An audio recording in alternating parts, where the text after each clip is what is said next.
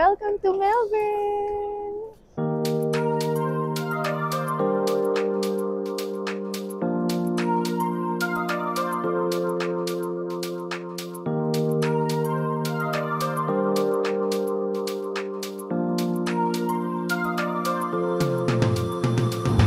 Hello everyone! Welcome to another travel vlog. We are flying back to Melbourne today because we will attend Ate Navi's graduation. So grabe, parang kailan lang, kakahatid lang natin sa kanya sa Melbourne to help her to start her journey as a graduate student at Monash University. And ngayon, gagraduate na siya. And this time, kasama natin ang makulit. Sila, makulit. It's going to be her first time to travel to Australia. And we are taking Singapore Airlines again, going to Melbourne. It will be her first time also to try flying business class. So, ipapasubok din natin sa kanya ang business class kasi last time, yung mga seniors naman yung trinit natin ng business class. So, ngayon, siya naman. natin. Excited. First and last. Possible. We are already on our way to the airport. Time check, it's 10 a.m. Our flight is actually at 2 p.m. later. So, gusto naming maaga din dumating sa airport kasi medyo masama yung panahon ngayon. And we want her also to be able to enjoy the experience at the lounge naman. I'm hungry. So, we'll see you later! We're already checking in. So far, wala namang pila dito sa check-in counter ni Singapore Airlines. Pupunta na kami sa immigration. So, there's a separate area na pala for business class passengers. So, tingnan natin. This is our first time. We're out of the immigration. Yung pila ng immigration pala for business class passengers, andito na siya sa side nung tapaking yung labas. So, from the outside, nandun siya sa may OFW lounge na yung immigration for business class passengers. Tapos ito na yung ano niya, area. Nandito na kami sa may tapaking, dito sa Terminal 3. Anyway, pupunta na kami ng Chris Flyer Lounge. Doon muna kami tatambay.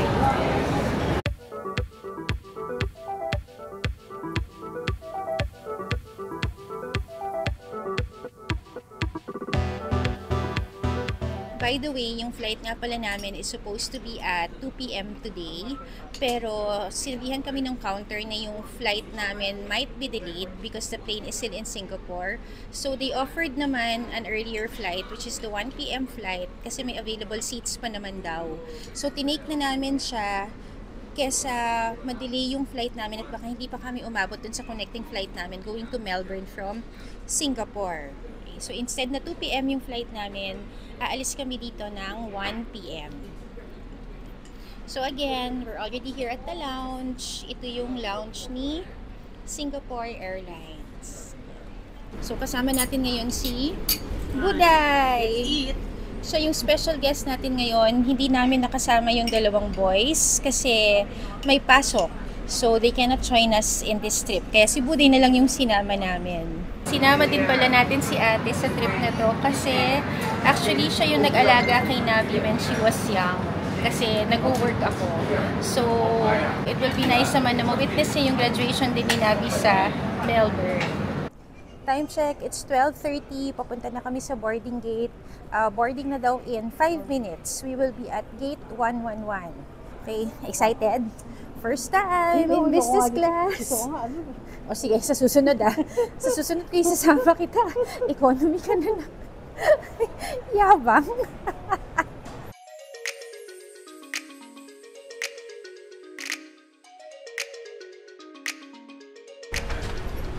Ayan na siya. Settling down.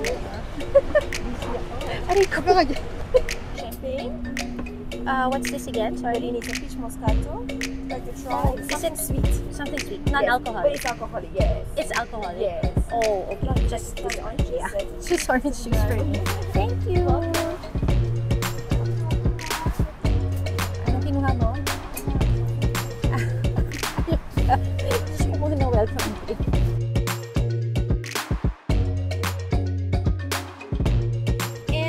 Already landed here in Singapore. So ngayon, we will just go to the lounge first. We have 5 hours of layover now here in Singapore kasi nga napaaga yung flight namin.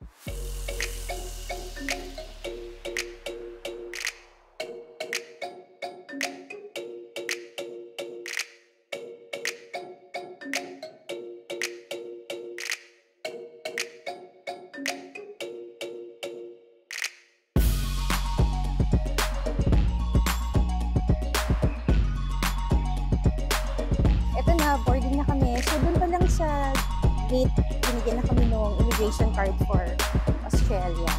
Pasok na kami sa plane.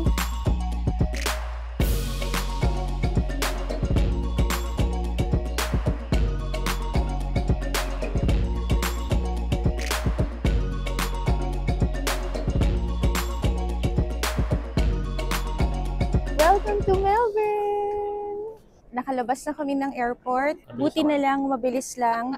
Hindi rin kami nabuksan sa customs. So, sobrang saya niya.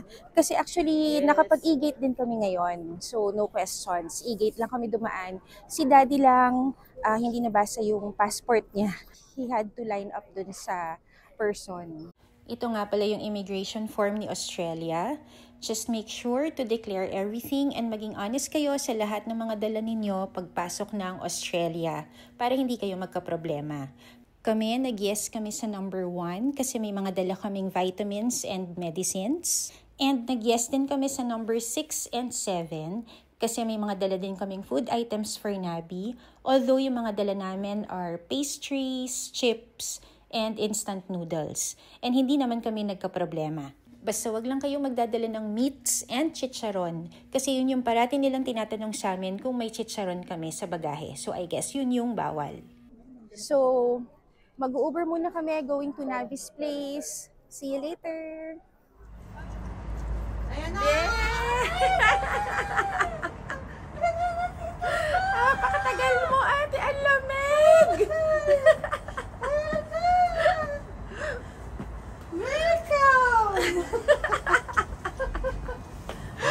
Welcome to Melbourne! Dito naman na kayo nagkita. Hi! Hi! Bastos, we're here! At ito na nga, nandito na kami sa Melbourne. Day 1 in Melbourne today. So, ngayon, nag-iikot-ikot muna kami dito sa area ni Nabi.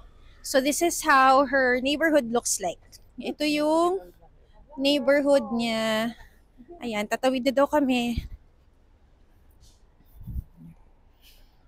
It's 10:30 a.m. Maghahanap lang muna kami ng makakainan.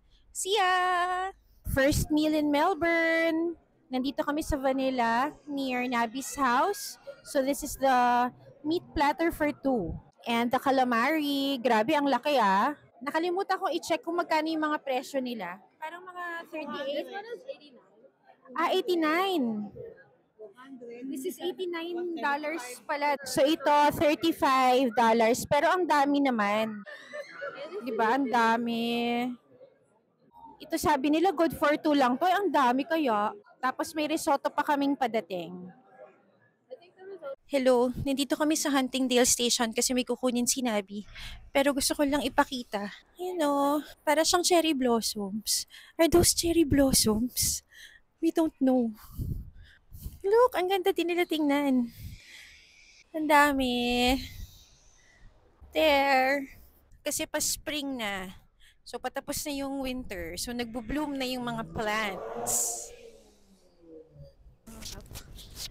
Kinuha lang namin yung go-get card ni Nabi dito. Ayan, kasi she already passed her driving exam yesterday. So, she now has a license to drive here in Australia. So, ngayon, pwede na kami mag-rent a car so she can drive us around na. Naghahanap naman siya ng car na i-rent namin. Doon naman kami pupunta next. Hello! Nandito na kami sa Monash. Success na kami. First rental car for Nabi. Ayan, magdadrive siya. Ipagdadrive niya kami for the first time here in Australia.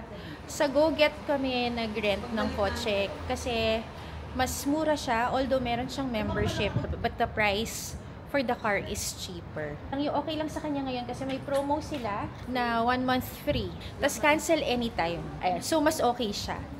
Ayan, dito ako sumasakay, baligtad. Dito pala yung pasahero. Kasi Go-Get nga pala, pwede ka ring mag-rent sa kanya by the hour. So, it's very convenient. Tapos yung pick-up spots niya, it's scattered around the city, around Melbourne. You can look for available cars in the app kung saan meron. So, katulad nito, meron siyang nakitang available sa Monash. That's why we're here. Ay, harap ako. Harap daw ako. Wait lang! First day in Melbourne and Abby's driving already.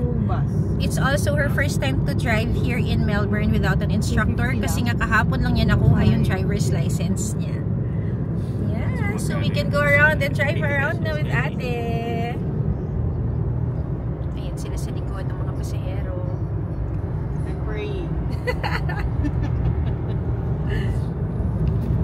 So this is $89 per day yung car, yung rental. So that's 335.84. 3,335.84 pesos. Okay na rin kasi meron na siyang fuel kasama na sa kanya and 100 kilometers per day na limit. Hello! We're already here at our Airbnb. I'll just show you quickly. Ito yung unit na nakuha namin. And this has 2 bedrooms. This is the first bedroom. Sorry, nag-e-empake kami. Kakadating lang namin halos. Okay. That's the living room. This is the dining. Here's the kitchen and another bedroom. Yan. So this will be our home for the next 2.5 weeks.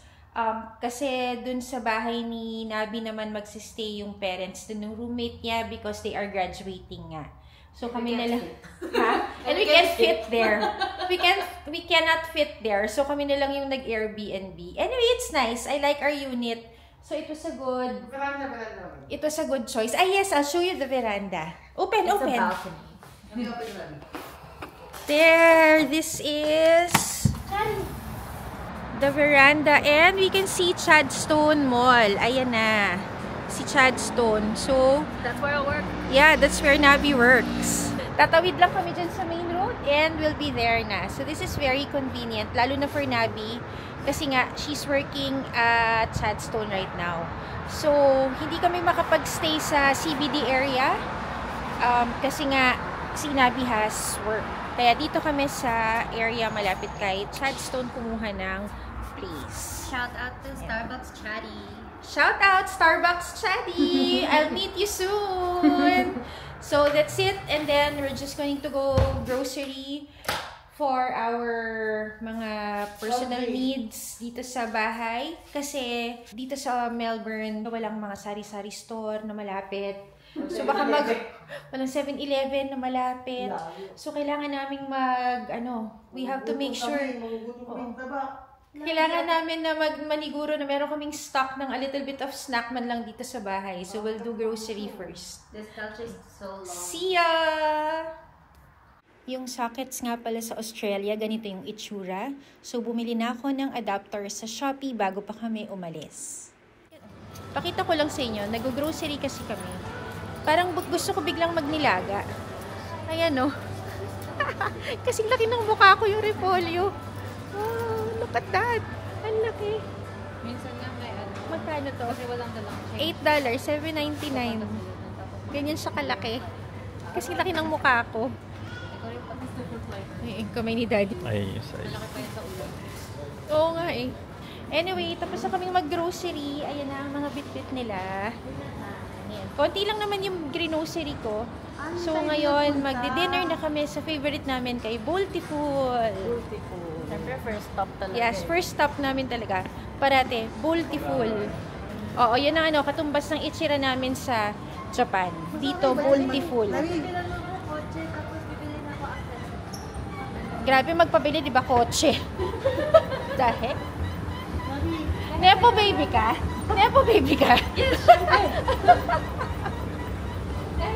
Joke lang. Nandito na kami sa Glen Waverly. Malapit na kami. Papunta na kami walking to Bountiful. Ang lamig. Oh my God. Weather for tonight is 14 degrees pero real feel kasi is 9 degrees. Ang lamig. Anyway, here's Bountiful.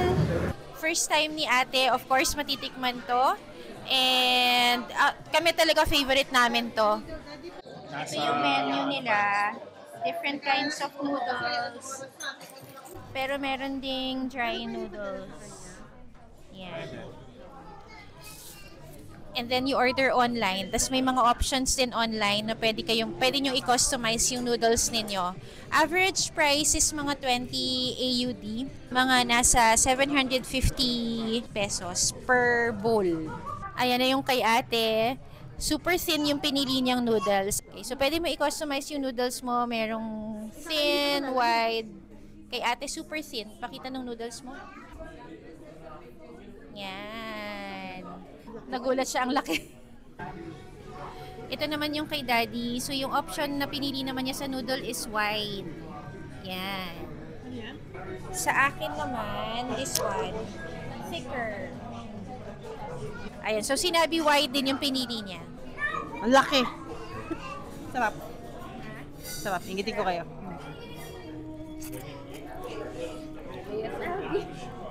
ASMR. Buwis. Pero pa hindi ako nag-extra noodles.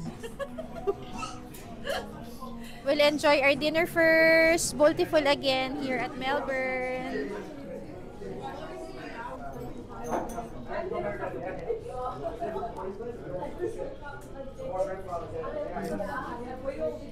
Pro tip, extra noodles and extra soup nga pala is free. Pwede kayo mag-order. Sarap ng sabaw. Perfect for the cold weather. Hello, good morning. It's our day 2 here in Australia. Our itinerary for today is pupunta kami ng DFO dun sa outlet. We'll see what we can shop kasi nakita ko sa website nila parang naka Father's Day sale pa sila until September 6. So, sasamantalahin namin kung meron ngang sale. And habang naka-rent a car din kami para kung may mga shopping-shopping na bit-bit, at least meron kaming sasakyan. Time check, it's 2 PM already. Ngayon lang kami lalabas kasi actually si Ate Nabi is working already here in Melbourne. So, nagtrabaho pa siya kaninang umaga hanggang 12 noon. So, ngayon lang kami mamamasyal. Nandito na kami sa DFO. Ayan, this is their outlet store. Ang mahal pala ng parking dito. Parang yung base price ng parking nila for the first 2 hours is $14. Tapos yung most expensive is $60. Pero kailangan mong mag-shopping para yung validated ticket is 50% off. So yung max parking price is $30 lalabas. Mahal ha? So kailangan namin mag-shopping.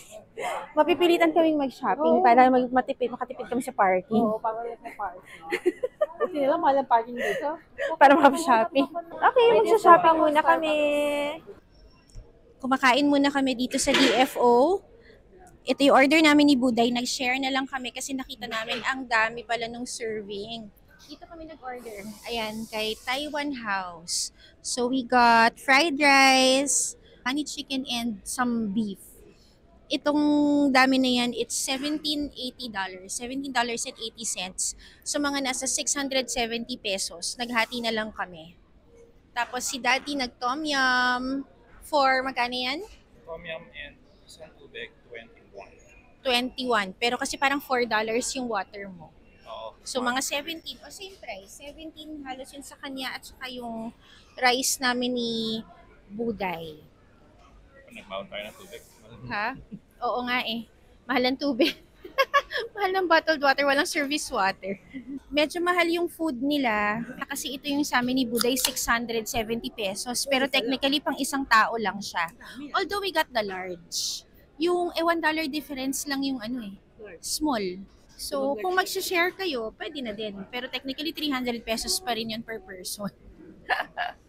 Okay, we'll eat first.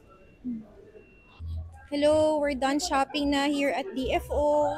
Success naman kami kahit pa paano. Ayan, nakabili kami ng RL for the boys. Yung discount nila kay RL, 40% off. And then, ayan, Daddy nakabili ng Levi's. 40% off din, no?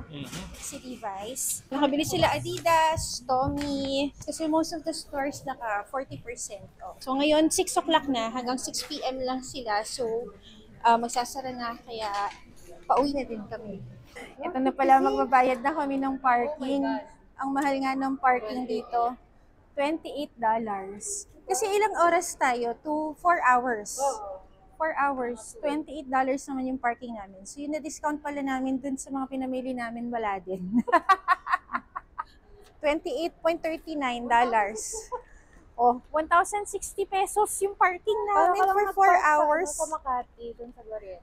Pero yun naman, 12 hours naman yun. Isang buong araw na yun. Isang buong araw na yun. 4 na oras lang kami dito. My goodness. May 50% discount pa yan. Oo, naka 50% off pa yung parking natin, no? So technically, nasa $50 dapat original price. 56 daw original price ng parking namin. Ay my goodness. Wala rin, yung na-discount pala namin dito sa mga pinamili nabawi din sa parking. Alis na kami dito and we will now go to St. Kilda. Nandito na kami sa St. Kilda. May bayad na naman pala yung parking dito. $20. Lahat na sa parking. Nagkakagulo. Lang kayo kahit 2 oras. Nagkakagulo kami. Kasi, $20 parking. Tapos, kailangan mo iset yung oras, kung ilang oras ka.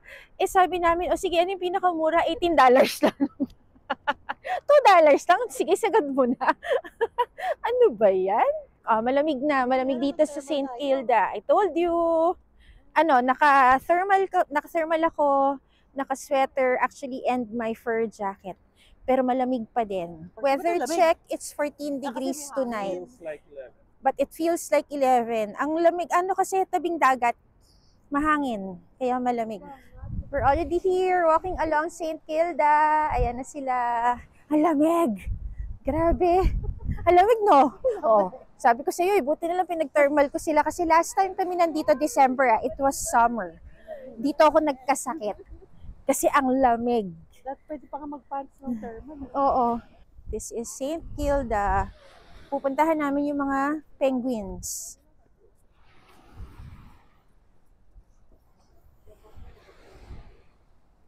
Ang ganda lang ng lakaran nila dito. Cool. Marami-rami ng tao na naglalakad. Super lamig. Goodness, nagsara na ako ng jacket ko. Ito nga matibay ito sa lamig. Nagsara na rin siya ng jacket niya, naka-thermal pa yan. Ganun kalamig. Napapit stop kami dito sa ice cream. Parang it's a Greek restaurant pero may ice cream sila. Tapos nakakaaliw kasi Pinay siya. Hello! So, bumili kami ng ice cream. Pilipinas siya. Nice. 2 years na daw siya dito. Nag-aaral ka din? Pareho kayo. That's why we're here. She's graduating. Nice, nice. Thank you. Congratulations. Thank you. What's your flavor? Matcha. Can I try? Matcha. Thank you. How much? Itong dalawa, 13. 13. So, 650 isa. Si ate ang boring chocolate. Dami-daming flavor, chocolate pa rin. Andito na kami sa dulo. Andyan sa dulo yung parang viewing deck. There. Sabi ni Nabi, may naririnig pa naman daw siyang penguins. So baka meron pa sila. Andun pa. Dapat daw open na yung viewing deck, but now it's closed. Let's check. Baka there's a schedule. Open pa lang pala siya hanggang 5 p.m. Yeah, but you can hear something. So, we just don't know where they are. Tingnan si Buday, nakikisingit parang bata. Ano, okay ka pa? Lumabas na yung mga penguins, ang dami na nila. Dumami na yung tao. There they are. Those are the penguins. Lumabas na sila. There. Ganyan lang kalaki yung mga penguins nila dito. There. Ayan. Sulit naman yung $20 natin parking. Pero actually, ang lakas ng ulan na. Umuulan. Inabutan kami ng ulan. Ang lakas ng ulan. Nandito pa kami sa view deck. Actually, ayan basang-basa si Daddy. At least naka-witness kami ng mating penguins. From the Ligawan phase. Yan po, Ligawan phase. To the bedroom phase. To the finish phase. To the finish. Did you time how many minutes? 2 minutes. Magpapatila muna kami, lakas sa ulan. Super lamig, oh my God. Sugod na kami sa ulan. Kahit na umuulan. Ayan, this is the pier. Ayun na yung dalawa. Ayun, nauna na sa amin naglalakad kasi wala silang hat. Malakas na ulan ha. Okay, let's go! At least nasulit yung $20 parking namin kasi may nakita naman kaming penguins. Nag-pit stop nga pala kami dito sa Republika sa St. Kilda kasi nga malakas yung ulan sa labas. Ang layo pa ng parking namin. Imbes na kumain kami sa CBD tonight, ang bala kasi namin kakain kami somewhere sa CBD. Nag-pit stop na lang muna kami dito. And good thing they have a promo every Wednesday for the steak. Porterhouse steak set for $30. So ito na yung in-order naming lahat. Plus the risotto. This is crab risotto. Sulit na din for $30 na porterhouse steak. Walang pagkain dito. We're done eating. Bill namin is $173, which is 6,400 pesos. So talagang parating mga nasa 6,000 yung kinakain namin every time. Okay, that's it. Naglakad lang kami papunta dito sa Palais Theater. Ito yung parang concert hall nila. Ayan siya. And ayan si Luna Park. Sarado na sila syempre because it's currently 9 o'clock. Tama ba? Pinakita lang namin sa kanila. Ayan si Luna Park. Yung parang mini theme park nila dito sa Melbourne.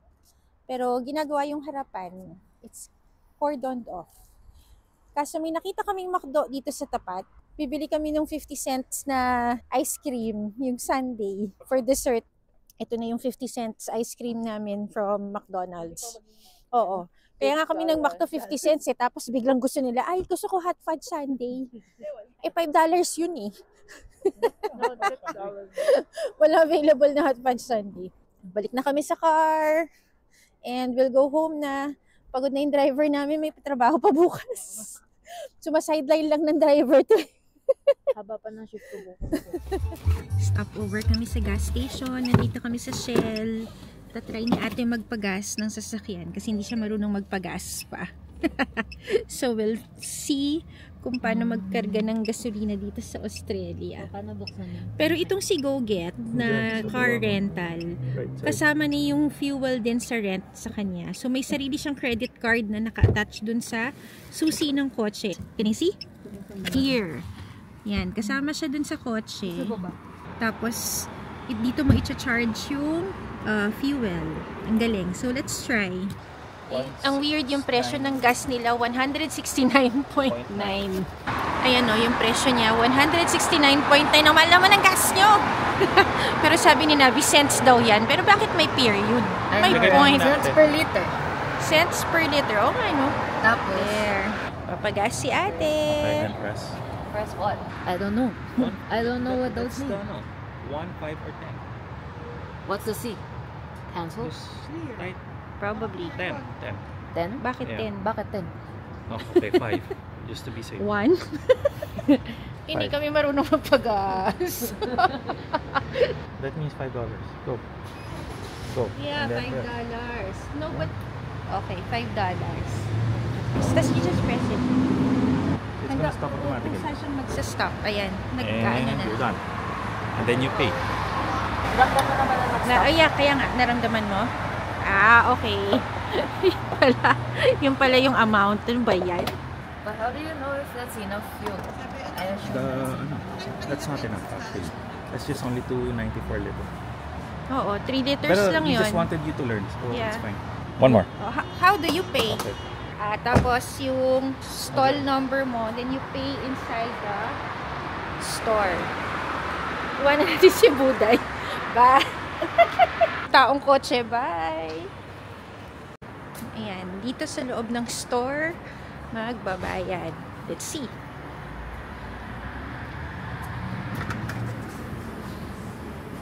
Ito yung convenience store ni Shell. May mga noodles na Ayan, sinabi nagbabayad. Tingnan natin kung successful siya. She's paying. Success! Nakapagbayad siya! At nakapagpagas kami. Oh, marunong ka na. You think? I guess. May pin pala yung card ni GoGet.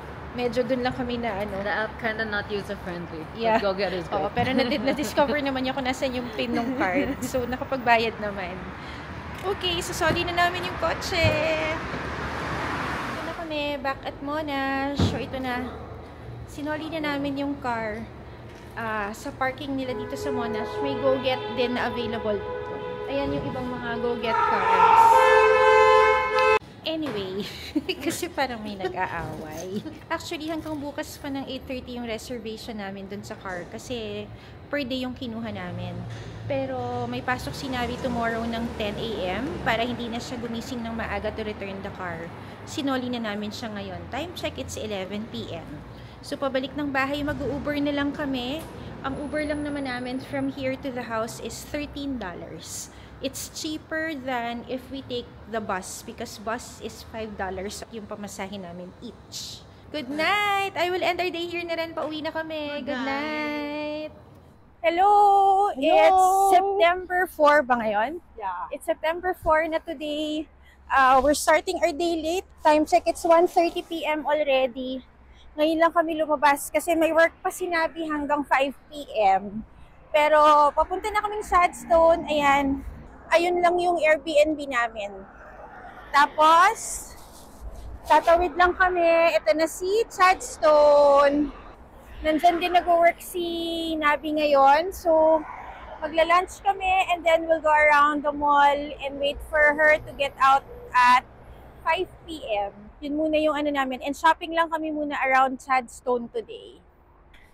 We're crossing and ayan na si Chaddy.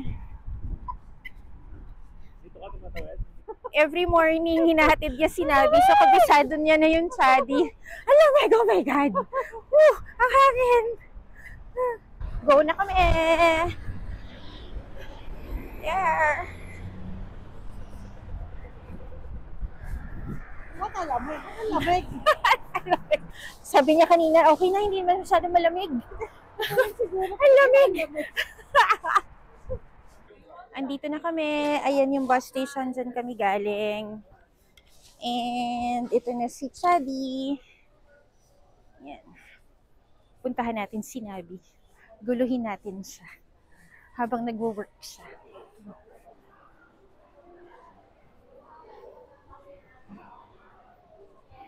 Ayan si Ate Nabi. Currently working. Yay! Alam nyo, dream niya talaga yan maging barista ng Starbucks, sa totoo lang. So, dream come true yan sa kanya. Gagalit yung tatay, madidistract daw, alis muna kami. Mamaya na lang, babalikan natin siya mamaya. Hindi, nakasmile siya.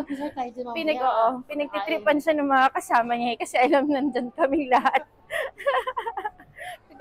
Ito na yung lunch namin, ganyan siya kadami. Doon kami nag-order kay Dumplings Plus. Ayan. Tapos, mag-share na lang kami kasi nga ang dami ng serving nila. Yes. But this one is $22.80. So, mga nasa 850 pesos yata. Pero technically, parang kaya ng good for two. Ang dami, oh. Oo naman. Tuloy ka kain. Nadali na. Medyo mas mahal dito than kay DFO. Kasi 18 tayo doon, di ba? Kahapon. Kaya lang parang mas marami yung serving dito. Pati kanin. Pati kanin, no? Oo. Pero ito, kasi ito nga $23. Yan. Kain muna kami ng lunch. Yep. Parang na-enjoy naman ni ate itong mga ganitong lunch dito. Tuwan-tuwa siya, ang laki ng serving. Ang dami. Okay. Sorry, mali pala ako. Yung roast combination lang pala yung $22.80.